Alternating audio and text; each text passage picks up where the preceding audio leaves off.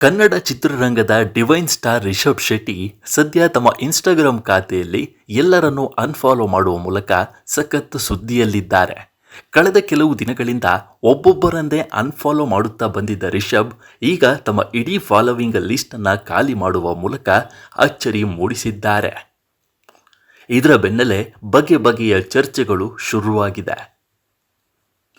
ರಿಷಬ್ ಶೆಟ್ಟಿ ಅವರ ಫಾಲೋವಿಂಗ್ ಪಟ್ಟಿಯಲ್ಲಿ ಈಗ ಕೇವಲ 3 ಮಾತ್ರ ಉಳಿದಿದ್ದಾರೆ.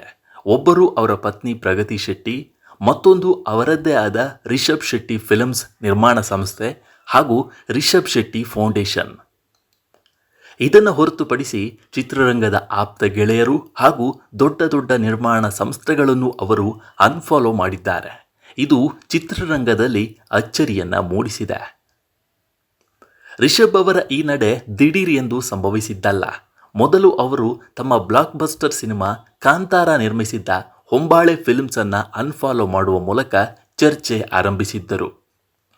ನಂತರ ತಮ್ಮ ಆತ್ಮೀಯ ಗೆಳೆಯರಾದ ರಾಜ್ ಬಿ ಶೆಟ್ಟಿ ಹಾಗೂ ನಟಿ ರುಕ್ಮಿಣಿ ವಸಂತ್ ಅವರನ್ನು ಪಟ್ಟಿಯಿಂದ ಕೈಬಿಟ್ಟಿದ್ದರು.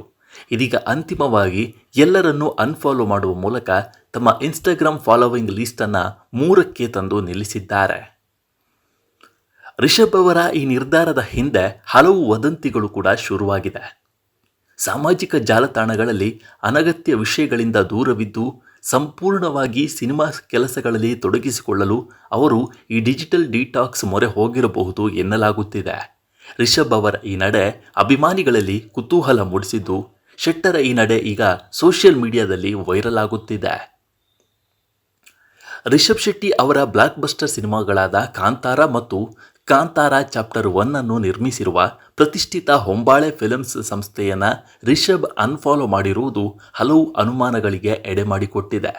ರಿಷಬ್ ಶೆಟ್ಟಿ ನಟಿಸಿ ನಿರ್ದೇಶಿಸಿದ್ದ ಕಾಂತಾರ ಜಾಗತಿಕ ಮಟ್ಟದಲ್ಲಿ ಸದ್ದು ಮಾಡಿ ಬಾಕ್ಸ್ ಆಫೀಸ್ನಲ್ಲಿ ಧೂಳೆಬ್ಬಿಸಿತ್ತು. ಈ ಯಶಸ್ಸಿನ ಬೆನ್ನಲ್ಲೇ ಹೊಂಬಾಳೆ ಫಿಲ್ಮ್ಸ್ ದೊಡ್ಡ ಬಜೆಟ್ನಲ್ಲಿ ಕಾಂತಾರ ಚಾಪ್ಟರ್ 1 ಸಿನಿಮಾವನ್ನು ಹೊರತಂದಿತ್ತು. ಹೀಗೆ ಅತ್ಯಂತ ಯಶಸ್ವಿ ಎನಿಸಿಕೊಂಡಿದ್ದ ಈ ಜೋಡಿಯ ನಡುವೆ ಈಗ ಎಲ್ಲವೂ ಸರಿಯಿಲ್ಲವೇ ಎಂಬ ಪ್ರಶ್ನೆ ಅಭಿಮಾನಿಗಳನ್ನ ಕಾಡುತ್ತಿದೆ. ಸದ್ಯ ರಿಷಬ್ ಶೆಟ್ಟಿ ಅವರು ತೆಲುಗಿನ ಖ್ಯಾತ ನಿರ್ಮಾಣ ಸಂಸ್ಥೆಯೊಂದರ ಸಿನಿಮಾದಲ್ಲಿ ತೊಡಗಿಸಿಕೊಂಡಿದ್ದಾರೆ ಎನ್ನಲಾಗುತ್ತಿದೆ.